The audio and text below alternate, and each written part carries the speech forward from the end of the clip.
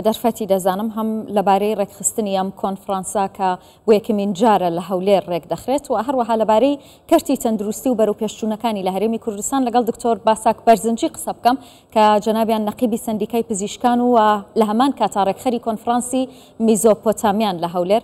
دکتۆر باساک زۆر سپاس بۆ ئامادەبوونت لەگەڵمان. سەرەتا دەمەوێت پێت بڵێم کە کۆنفرانسی ئەم ساڵی میزۆپۆتامیا سەرنجی خستۆتە سەرچی؟ دەست خۆشخاتون زۆربەی ئەو هاوڵە پزیشکانەی کە ئێستا لە بەرنمەکەی جەناب تا قسەیان کرد زۆر بابەتە زانستیەکانیان ڕوون کردەوە.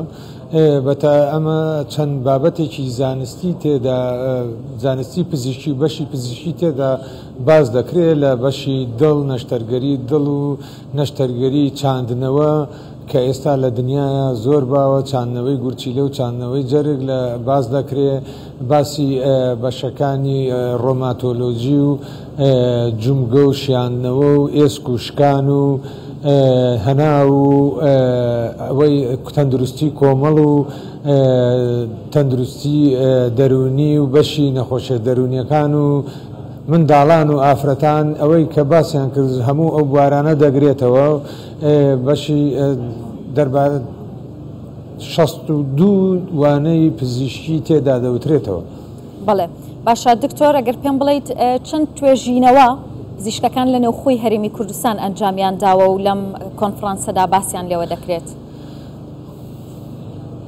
خۆشبەختانە توێژینەوەکان کە زۆربەی زۆری پزیشکانی دەروی وڵاتی تێدایە بەس لە 140 توێژینەوەکانی ناوخۆی وڵاتە کە تێدا بڵاو دەکرێتەوە لەم پەخش دەکرێت و باز دەکرێت لەم کۆنفرانسەدا.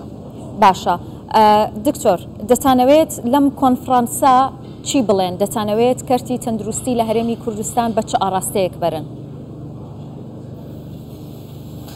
ئەمە کۆنفرانسی پزیشکانی کووردە لە باکوور باشوور ڕۆژئاوا ڕۆژهەڵات لە ئەو پزیشکە کوردانەی کە لە هەندەران و لە ئەوروپا و لە ئەمریکادا ئەنیشن هەمان تێدا بەشدارن. پزیشکی کورد توانایەکی زۆر بەرزی هەیە هەم لە ناوەی وڵات هەم لە دەروەی وڵات گەشتون بە ئاستێکی بەرزی زانستی زۆر هەم لە دەروەی وڵات و هەم لە ناوەی وڵاتیش ئەمانە باشترین تواناکانی خۆیان لە بواری پزیشکیا خستوەتە ڕوو. ئەم پزیشکانە کە بێکەوە لێرە کۆ دەبنەوە لەم کۆنفرانسەدا وا دەکەن بیرروڕاب و گۆڕنەوە و پرۆژەیەکی پزیشکی وا باش پێشکەش بە کەرتی تەندروستی و خزمەتی هاوڵاتیان بکەن لە داهاتوودا ئەم هەموو ڕیسێرچ و ئارتیکلانە یان وانانە کە پێی دەڵێن هەموو زانیاری بەیەکەوە کۆ دەکاتەوە و توانای پزیشکانی ناوە بەرز دەکاتەوە دەتوانن خزمەتی زیاتری کەرتی تەندروستی بکەن. ئەم کۆنفرانسە چەند بۆتە هۆی ئەوەی کە پەیوەندی نێوان پزیشکانی هەر چوار پارچەی کوردستان زیاتر بچەو بێت؟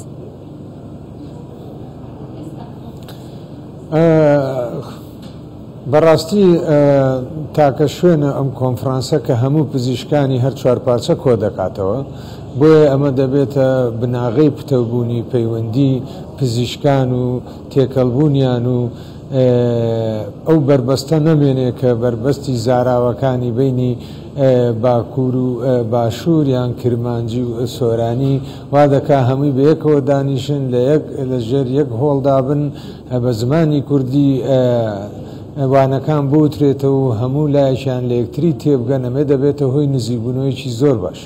باشە لەگەڵ ئەوەی کە دێمین کۆنفرانسی میزۆپۆتامیا بەڵام یەکەمین جارە لە هەولێری پایتەختی هەرێمی کوردستان ساز دەکرێت ئەمە چ گرنگیەکی هەیە بۆ هەرێمی کوردستان؟ بەڕاستی خۆی هەولێر هەروەکوتت پایتەختی هەرێمی کوردستانە و ماڵی هەموو کووردە هەموو کوردی لێ کۆ دەبێتەوە. گرنگەکەی ئەوەیە کوردانی هەموو پارچەکانی کوردستان و لە دەروەی وڵاتیش شادمانم کە دێنە ئێرە و سەربەرجن لێرە و ئازادن و گەشە و پێشکەوتنی هەولێر دەبینن دڵخۆشیان دەکا ئەمەش بۆ خۆی گرنگی ئەوەیە هەموو کوردان دێن لێرە کۆ دەبنەوە وەکو پایتەختی خۆیان تەماشای دەکەن. باشە دکتۆر بۆ پێی جەنابەت نەقیبی سندیکای پزیشکانی بە دەرفەتی دەزانم هەندێک پرسیارت لەبارەی کەرتی تەندروستی هەرێمی کوردستان لێ بکەم. ئێستا کەرتی تەندروستی هەرێمی کوردستان لە چه ئاستێکدایە؟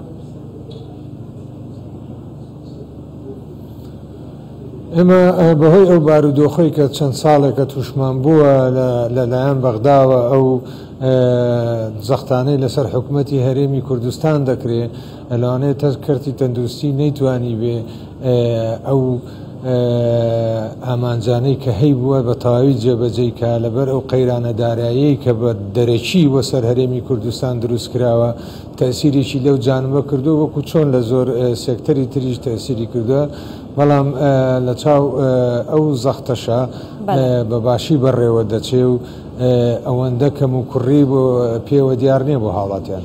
بەڵێ ئێستا زۆر نەشتەرگەری دەگمەن لە هەرێمی کوردستان ئەنجام دەدرێن کە پێویست ناکایدی هاوڵاتیان بڕۆنە جەرەوەی وڵات بۆ چارەسەرە پزیشکەکان.